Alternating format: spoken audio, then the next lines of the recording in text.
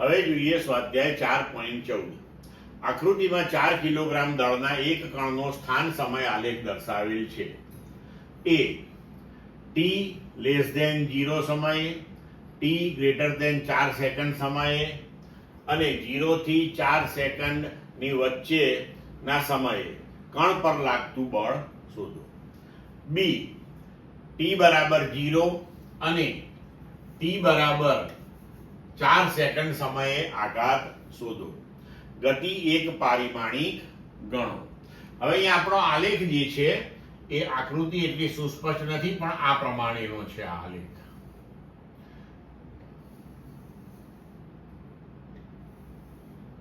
આ પ્રમાણેનો આપણો આલેખ છે.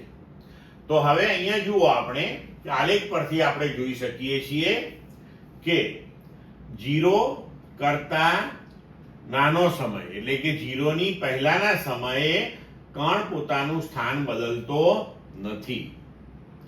મતલબ કે કણ સ્થિર છે. કણ સ્થિર છે તો પછી કણ પર લાગતું બળ શૂન્ય છે. તેવી જ રીતે તમે જુઓ કે 4 સેકન્ડ પછીના સમયે પણ આલેખ જે છે એ દર્શાવે છે કે કણનું સ્થાન બદલાતું નથી, એટલે કે કણ સ્થિર છે. તો એ કિસ્સામાં પણ કણ પર લાગતું બળ શૂન્ય થઈ જશે. હવે 0 થી 4 સેકન્ડની વચ્ચે સમાન સમયમાં કણ સમાન અંતર કાપે છે, એટલે કે તેનો વેગ અચળ રહે છે. હવે વેગ અચળ છે તો પ્રવેગ શૂન્ય થઈ જશે, બરોબર. અને જો પ્રવેગ શૂન્ય હશે તો એ કિસ્સામાં પણ તેની પર લાગતું બળ શૂન્ય હશે, બરોબર. હવે બી જોઈએ કે t=0 અને t=4 સેકન્ડ સમયે આઘાત શોધો. આઘાત એટલે વેગમાનનો ફેરફાર. તો હવે જુઓ, પહેલા જોઈએ t=0 સમયે બળનો આઘાત, બરોબર છે. તો t=0 સેકન્ડ ની પહેલાની ક્ષણે t=0 સેકન્ડની પહેલાની ક્ષણે તેનો વેગ શૂન્ય છે, અને t=0 પછી તરતની ક્ષણે તેનો વેગ જે છે એ શું થશે? OA રેખાનો ઢાળ થશે. એટલે કે 3/4 0.75 મીટર પર સેકન્ડ. હવે બળનો આઘાત એટલે વેગમાનનો ફેરફાર, બરોબર.